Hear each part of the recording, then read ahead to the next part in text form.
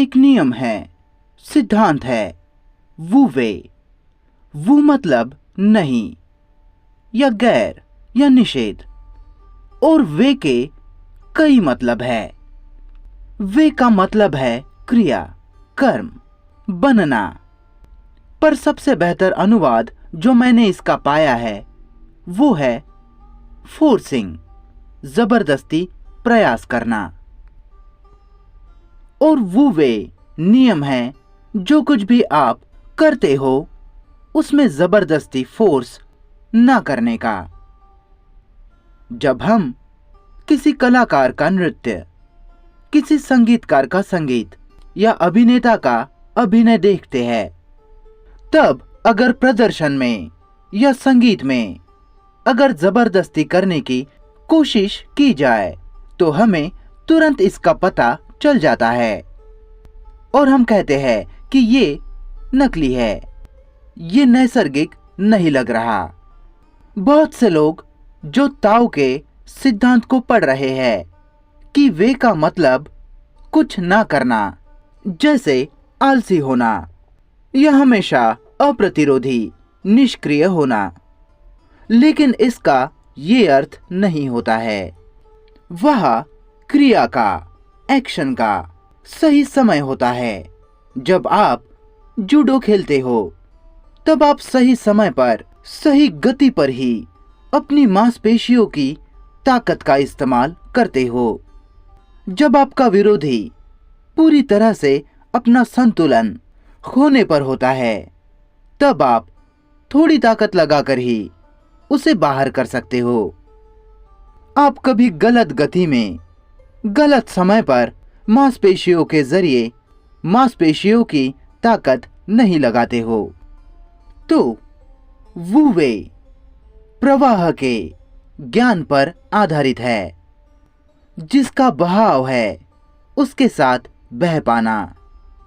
तो लाओ त्सु के किताब में एक प्रसिद्ध कहावत है कि सबसे श्रेष्ठ गुण, सबसे श्रेष्ठ नेकी को नेक होने का इरादा, प्रयोजन नहीं होता, और वही नेकी है।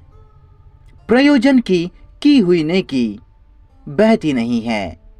ये भी कहा जा सकता है कि असली वू वे वो है जो किया गया ना हो। जो वू वे होने का प्रयास करता है वो वू वे नहीं है। ये विकसित की गई निष्क्रियता नहीं है, ये विकसित की गई स्वाभाविकता नहीं है। क्योंकि कुछ लोग हैं जिन्हें लगता है कि उन्होंने इसे पा लिया है, कि उन्हें बोध हुआ है कि वे ताओ है, जो कि हम में से हर कोई है ही। या फिर इसे अगर वेदांत की भाषा में कहा जाए तो हम सब ब्रह्म हैं, ब्रह्मांड की शाश्वत व्यक्तित्व, जो सारे विचार के, विवरणों के, वर्गीकरणों के परे है। लेकिन वे कहते हैं कि वो मैं हूं। अब मेरे पास बॉल है। किस तरह का बॉल, किस तरह की गेंद वो लेके घूम रहे हैं। वे क्या करते हैं? वे समाज के नियम देखते हैं जिन पर समाज चलता है और उसके उल्टा करना शुरू करते हैं। लेकिन अभी भी वह समाज के नियम के अनुसार ही चल रहा है। ये बस आईने में उल्टी छवि है, बस। ये नेकी नहीं है। आपको बोध होना चाहिए कि सच में आप नहीं जानते कि आपको क्या करना चाहिए, जब तक आप पूरी तरह से चुप ना हो जाए और वो आपको बताता है। देखिए, अभी हम स्वर्ग में हैं, क्योंकि ये पृथ्वी एक यान है, स्पेसशिप है, जो इस ब्रह्मांड में है। और ब्रह्मांड रिक्तता, स्वर्ग है, जिसे चाइनीज में, चीनी भाषा में कुंग कहते हैं और जापानीज में कु कहते हैं। शून्य, रिक्त, खाली। और वही जरूरी है। हम में से ज्यादातर लोग ये नहीं जानते।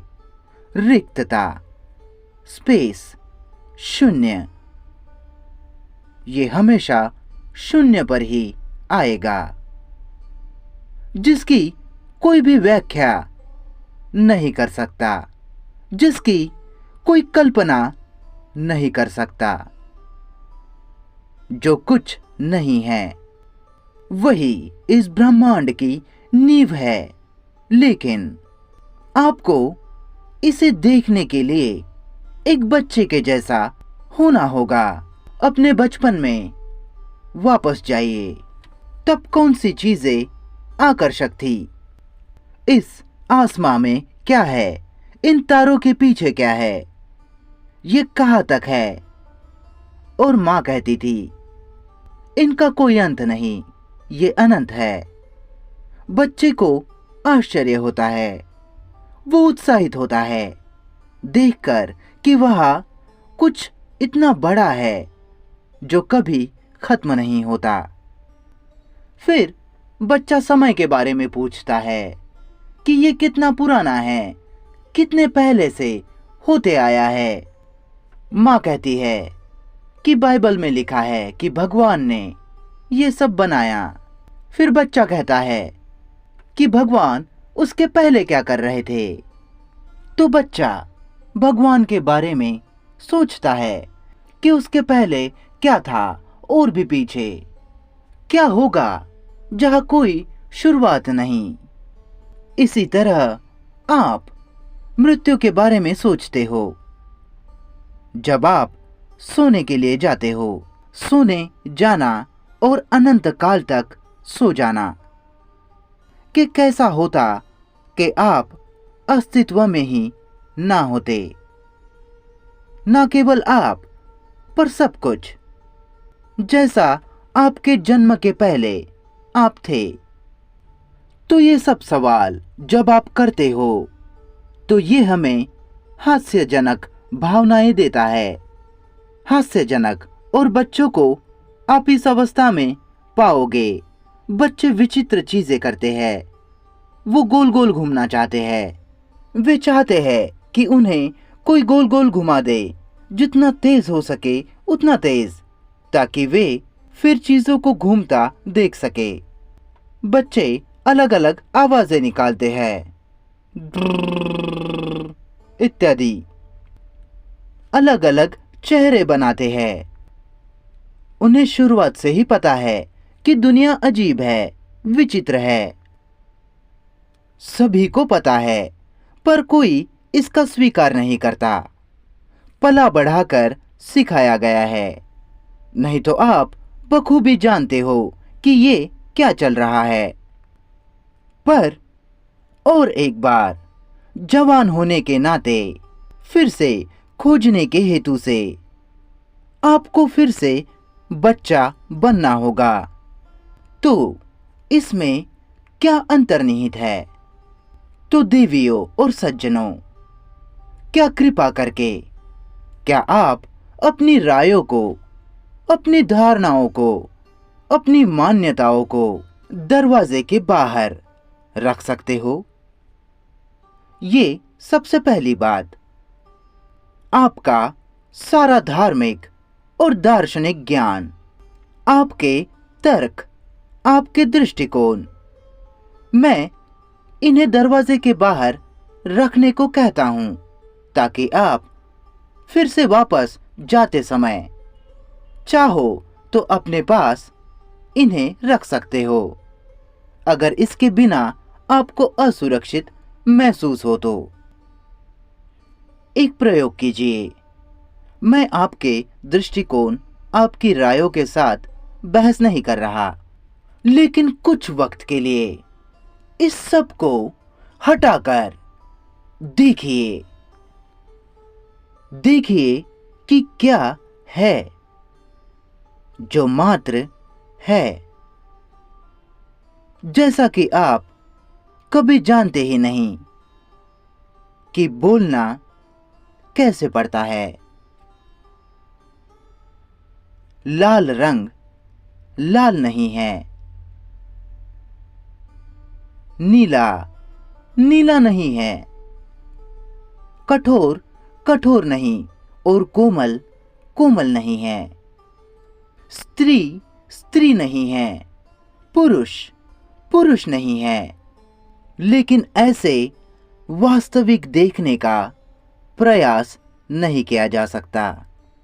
इसे किया नहीं जा सकता, क्योंकि जिसे बौद्ध आदत की ऊर्जा कहते हैं वो चल ही रही है, चलती ही जा रही है। जैसा मैं आपसे बात कर रहा हूं, आप खुद को विचार की आदत में पाएंगे, जो विचार की आदत बाध्यकारी है कि ये लाल है और इसे हरा कहते हैं, इसे ये कहते हैं और उसे वो कहते हैं, ये ठोस है और ये कुछ नहीं है।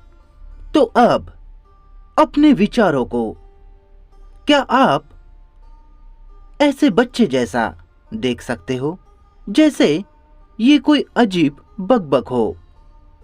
उत्तेजित होकर इसे बुद्धि विरोधी, तर्क विरोधी घोषित मत कीजिए।